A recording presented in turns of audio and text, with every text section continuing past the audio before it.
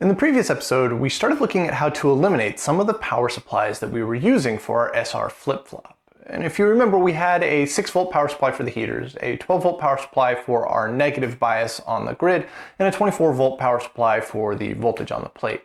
And we were able to initially eliminate the 6-volt power supply by running the heaters of the two 6AU6 pentodes in series. And we used the 12-volt power supply for that, because each heater is equally balanced with its voltage and amperage requirements, which allows a uniform voltage drop across both of them. But then we built a Hartley oscillator to generate negative voltage and used that as our negative bias on the grids, eliminating the need for our 12-volt power supply, meaning that we could get it down to just a single 24-volt power supply.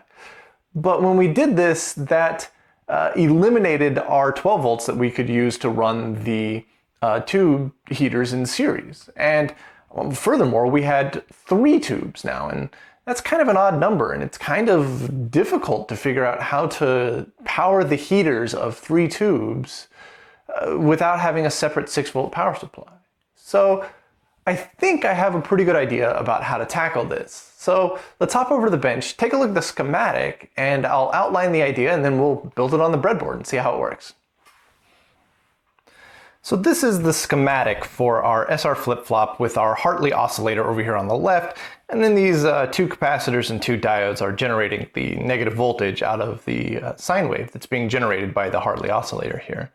And the problem comes from, well, our 3 heaters on the bottom here. Now we know that we can run heaters in series as long as they have equal voltage and amperage requirements. So these are all 6AU6 tubes, and they all have a 6-volt 300 milliamp requirement for the heaters. So if we want to run the heaters in series off of 24 volts, well, we actually just need 1 more tube, and we can run 4 heaters in series because 4 times 6 is 24. But where can we put another tube into this circuit? Well, there's actually 2 aspects about this circuit that I don't quite like, and it's not shown on the schematic here, but we're pulling our LEDs off of the outputs here, and we're using a little Zener diode to shift the voltage level that's coming out of this to something that won't blow up the diode, because we should be getting about 20 volts out of here at logic high, and then about 8 volts at logic low, and well, that's way too high for a diode. So I would like to get rid of those Zener diodes, and I would also like to get rid of these little diodes here. I think it would be cool to use a vacuum tube diode. And well, if we're going to use a vacuum tube diode, well, that's our 4th heater, and then we can just use some resistors and a voltage divider to eliminate the Zener diodes over here as well. And then if we do that, we can essentially eliminate all of the silicon out of this circuit, with the exception of the LEDs. And I initially wanted to use a halogen bulb or even a neon bulb, but neons require far more voltage than 24 volts, and halogens have a massive amperage requirement, which we can't really achieve with this circuit here. So I think what we're going to do is we're just going to replace these 2 diodes here with a dual diode vacuum tube. And it just so happens that the 6AL5 is a dual diode vacuum tube that has a 6-volt 300 milliamp heater requirement. So it'll work fantastically with these 3 heaters in series. So how are we going to hook that 6AL5 up in here? It gets a little confusing when we start drawing the schematic with these type of diode symbols. And so the best trick I've come across to equate a silicon diode to a vacuum tube diode is to think about it in terms of electron flow. So we have our silicon diode coming down like this. And the best way to think about it is that the electrons flow from this point outwards like this. That's of course not how it's shaped in real life, but it's a good way to to equate this to a vacuum tube diode. And so in a vacuum tube diode, remember that we have our plate, and then we have the cathode on the bottom. And of course, the electrons boil off the cathode and fly towards the plate, just like that. So our cathode is going to be this line here, and our plate is going to be the bottom of the triangle up here. So if we just redraw this little combination of capacitors here,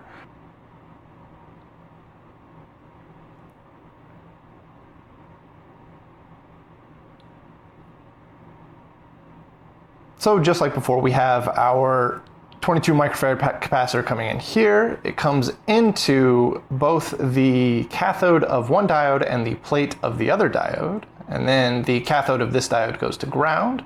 And then the plate of this diode is our output, but also the other capacitor hooks up to that plate, and then it goes to ground. And so this is a fairly simple thing to hook up. So I think that if we pop our vacuum tube into our breadboard, we can get this working pretty well. And then we'll just run the heaters for those 4 in series, and we should be down to just one single 24-volt power supply. Okay, so here's our breadboard, and I've put the SR flip-flop on this right half here, and then the Hartley oscillator is right here on the end. And I've actually gone ahead and put in the little jumpers here for another vacuum tube that is going to be the 6AL5 that we're going to put in here. As far as changes from the previous episode, I've changed the LEDs slightly to have a 33,000 ohm resistor into the LED, and then a 5.6 thousand ohm resistor as a voltage divider. So the output goes through a 33,000 ohm, and then the LED and the 5.6 thousand ohm are in parallel to ground. And this has shifted the voltage levels to something that the red and yellow LEDs here are much happier with. And it also eliminated the Zener diode, so I'm quite happy with that. And so we just need to figure out how to hook up our little 6AL5 vacuum tube here. And the first thing I want to do is I want to hook up our heaters in series. So the heater is going to be on pins 3 and 4 here. And so we need to come off of the heater from this one and into pin 3, and then out of pin 4 and into pin 3 of this one. So I've got some jumpers here, and I'll go ahead and pop those in. We'll just scoot those forward a little bit here. There we go, and then we'll take this jumper, just like that. So you can see we come off the positive voltage rail here, so that's going to be 24 volts into pin 3, out of pin 4 into pin 3 for this one. There will be a 6-volt drop across that, so it should be 18 volts coming into here. And then out of pin 4, all the way over into pin 3 of this one, and there will be a 6-volt drop across that, so it'll be 12 volts here. And then a 6-volt drop across this one, so 6 volts coming out of pin 4, and then finally into pin 3 on this one with pin 4 pulled to ground. All right, so that should be our heaters sorted. So let's flip this back around here. The next step is to figure out how to get all these pins going. And so if you remember, the output from the Hartley oscillator goes through a 22 microfarad capacitor. So I've got one of those right here. So just go ahead and stick you in like there. And it goes through that 22 microfarad capacitor and goes into, well, the plate of one and the cathode of the other. And it just so happens that that works out to be pin 1 and pin 2. So we need to tie pin 1 and pin 2 together with a little bitty jumper. And I've got the smallest jumper in my collection here, so we'll use that. There we go. So that ties pin 1 and pin 2 together. So we've got pin 1 and pin 2 taken care of, and pin 3 and pin 4 are the heater. And then pin 5 is the cathode of the first diode, so it just needs to go to ground. So we're just going to run a little jumper to jump pin 5 to ground. Now pin 6 is a no connection. There's nothing going on pin 6, so we're just going to leave it floating.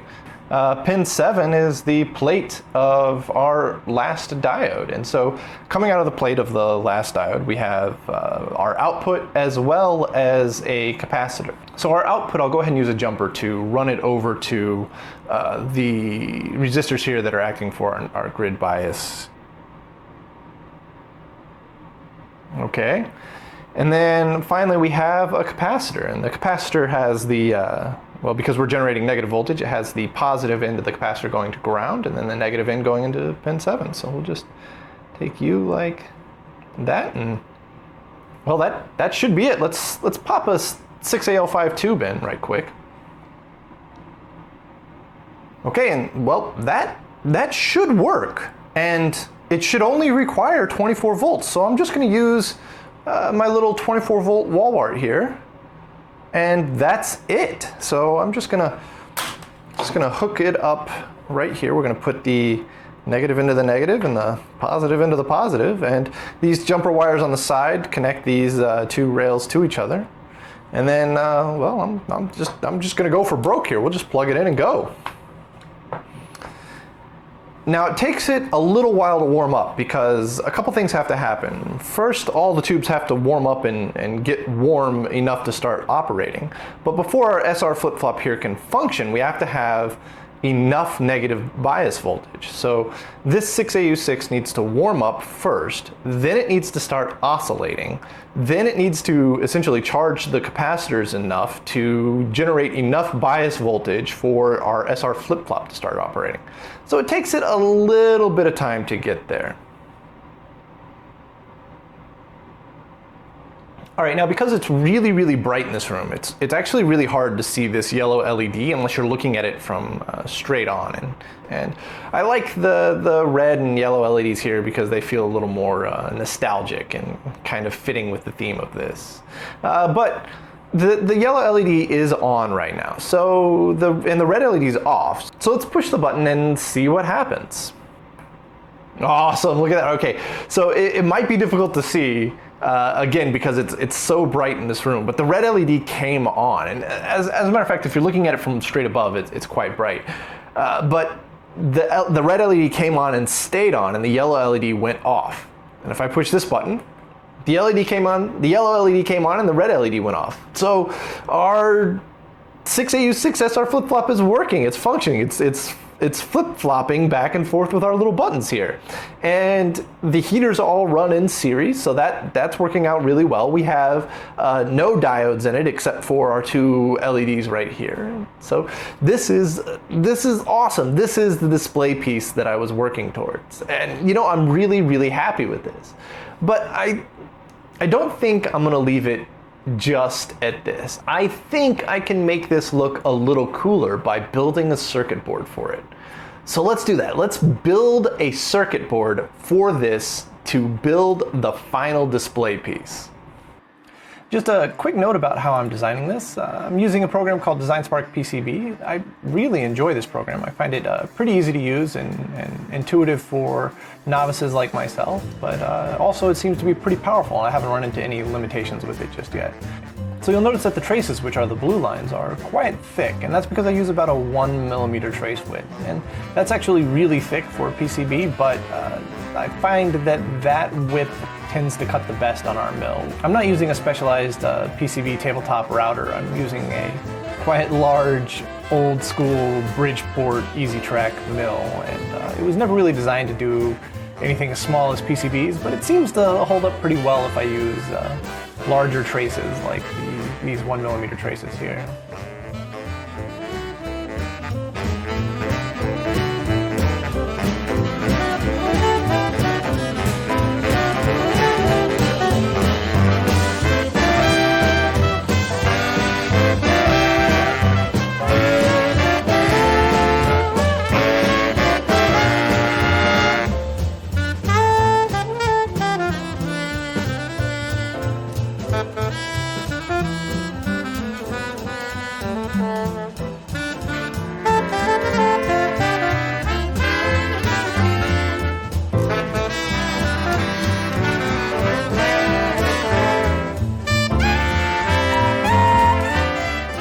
Now that I've got a design that I'm pretty happy with, I'll pull it into a program called FlatCam. This is also a free program, and change the Gerber files that DesignSpark PCB outputs into G-code files, which is what our mill can actually read. So FlatCam is a really good program that does that pretty intuitively. And if you want to know more about FlatCam as well as DesignSpark, please check the link in the description below to one of my previous videos where I go into a lot more detail about all of the different settings and how I have these set up and running on the mill. The first step that I do when milling a PC board is that I take a large bit and I mill this block of wood that's bolted into our vise flat. This way I know that the surface that I'm going to mount the PCB to is perfectly flat with respect to the spindle. And then I just use double-sided carpet tape to mount the PCB down. And I find that this actually seems to work pretty well. Cutting a PC board is a pretty low-stress operation for the mill, so the stickiness of the carpet tape seems to be strong enough to hold the PC board in place during the entire cutting process.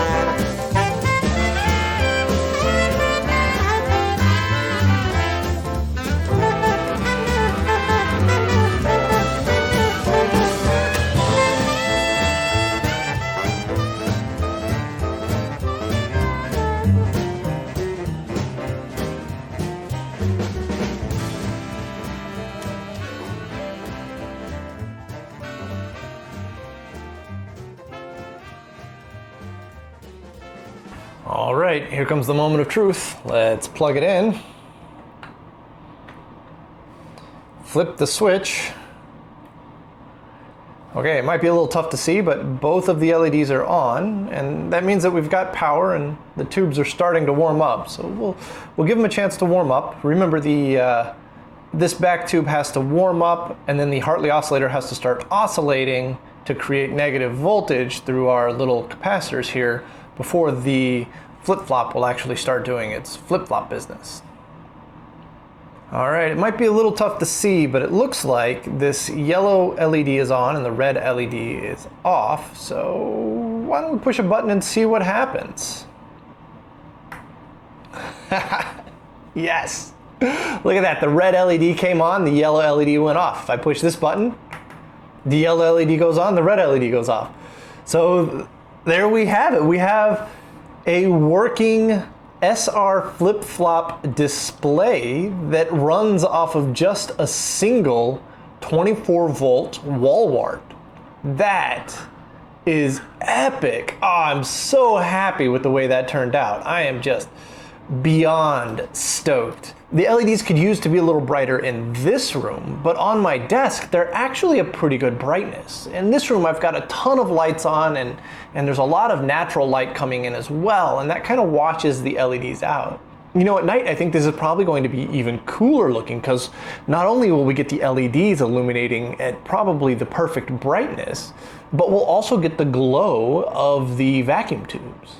This is super cool. I'm super happy with the way that this turned out. I think it looks awesome. It's really small and compact. It runs off of a single power source. I'm just, man, I could not be happier with the way that this ended up. This is epic. I know it seems a little weird to be super excited about being able to turn a yellow LED off and a red LED on, but boy, that's just the coolest thing ever to me. So I'm gonna set this up on my desk, and I think it'll be a cool little distraction whenever I need to pull my eyes away from the monitor or away from work.